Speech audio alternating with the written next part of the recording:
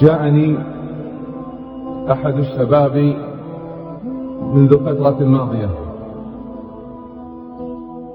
وبدأ يعرض مشاكله وما هي أكثر مشاكل الشباب. قال: أشتكي من كثرة الهموم والغموم، أشتكي من قلة التوفيق في كل شأن من شؤون حياتي. ما طرقت بابا إلا وجدته موصدا مغلقا، ما أقدمت على مشروع إلا باء بالفشل.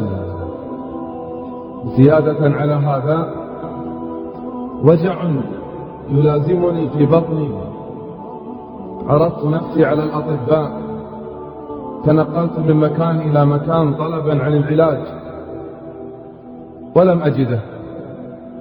قلت مستعينا بالله: المريض إذا مرض يذهب إلى الطبيب،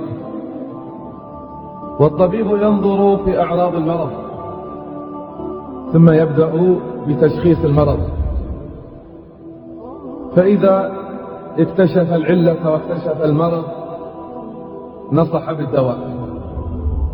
والمطلوب من المريض حين يعطى الدواء أن يحافظ عليه بكميته المحددة في وقته المحدد. قلت أيضا له: المطلوب منك أنك تحافظ على الدواء. قال: لا توصي حريصا، فلقد تعبت وأنا أبحث عن العلاج والدواء.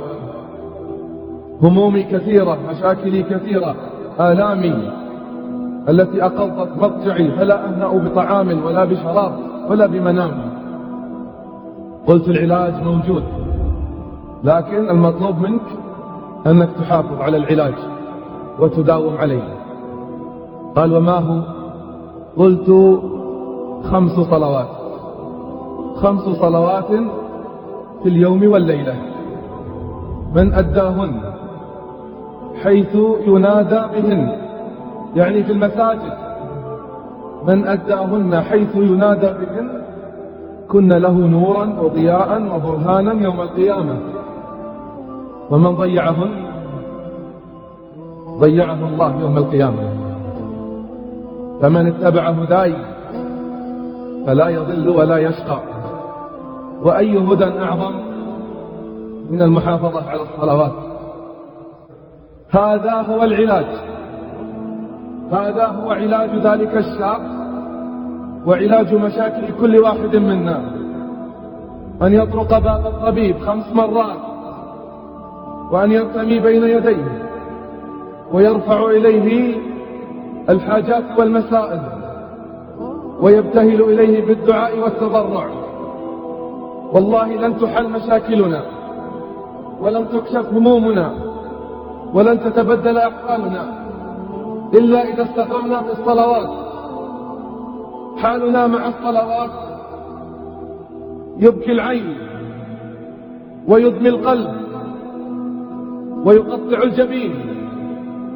ألا يظن أولئك أنهم مبعوثون ليوم عظيم، يوم يقوم الناس لرب العالمين؟